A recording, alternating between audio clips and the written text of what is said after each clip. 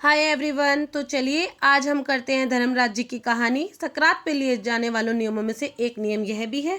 तो हम शुरू करते हैं धर्मराज की कहानी। तो हमें सबसे पहले क्या करना है, पानी का लोटा लेना है, चावल के दाने लेने हैं और हम अपनी कहानी को अब शुरू करते हैं। बोलो धर्मराज की जय।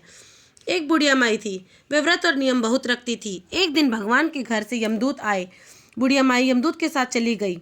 आगे गहरी नदी बह रही थी। बुढ़िया माई डूबने लगी। तब यमराज जी ने पूछा, माई तुमने गाय दान दी है?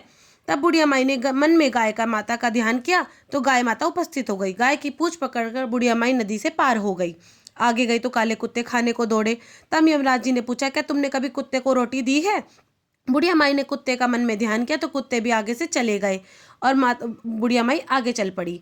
आगे गई तो काले कौवे उसे चोंच मारने लगे। तब युवराज जी ने पूछा, क्या ब्राह्मण की बेटी के कभी सिर में तेल लगाया है? तो बुढ़िया माई ने मना करा कि नहीं, मैंने तो ऐसा नहीं करा। बुढ़िया माई ने ब्राह्मण की बेटी को याद किया तो वह कौवे भी चोंच मारना छोड़ दिया। आगे गई तो पैरों में कांटे चुभने लगे। यमराज जी ने पूछा, क्या कभी चप्पल दान में दी है? बुढ़िया माई ने फिर अपने मन में याद किया, तब उसने चप्पल उसके पैरों में आ गई।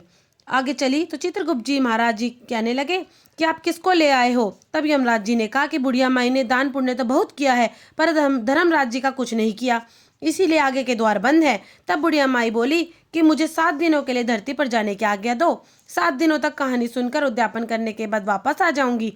बुढ़िया माई गई धरती पर। गांव में सारे में खबर फैल गई कि बुढ़िया माई तो भूतनी का रूप धारण करके आ गई है। तब उसने अपने घर गई तो बेटे बहू भूतनी समझकर द्वार बंद कर लिए। तब उसने अपने बेटे बहू को कहा कि मैं भूतनी नहीं हूँ, मैं तो धर्मराज जी की कहानी कहने के लिए आई हूँ और 7 दिन उनकी कहानी करके और उद्यापन करके वापस परलोक चली जाऊंगी। यह सुनकर बेटे ने उद्यापन की पूजा की सामग्री एकत्रित कर दी और कहा, लेकिन कहानी सुनते समय कभी भी बेटे ने हुंकारा नहीं भरा। तब एक दिन बुढ़िया माई ने पड़ोसन के पास गई और कहने लगी कि तुम मेरी कहानी सुन लो और हुंकारा भर दिया करो। तब बुढ़िया माई ने 7 दिनों तक बुढ़िया माई की कहानी सुनी और हुंकारा भरती रही। तब धर्मराज जी ने बुढ़िया माई को धरती पर लेने के लिए विमान भेजा। सभी गांववासी स्वर्ग जाने को तैयार हो उठे। बुढ़िया माई बोली कि मेरी कहानी तो सिर्फ पड़ोसन ने सुनी है। सभी गांव वालों ने बुढ़िया माई के पैर पकड़ लिए और धर्मराज जी की कहानी सुनने का आग्रह किया। सब कहने लगे कि हम भी इस विमान में बैठकर स्वर्ग पहुंचेंगे।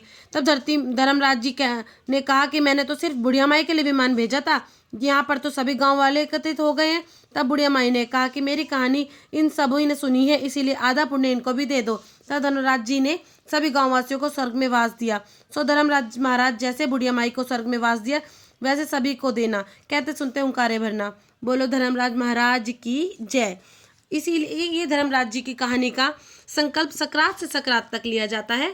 आपको रोज नहा धोकर स्वच्छ कपड़े पहनकर ये कहानी रोज करनी है और सूरज को अर्घ देना है। बोलो धर्मराज की जय।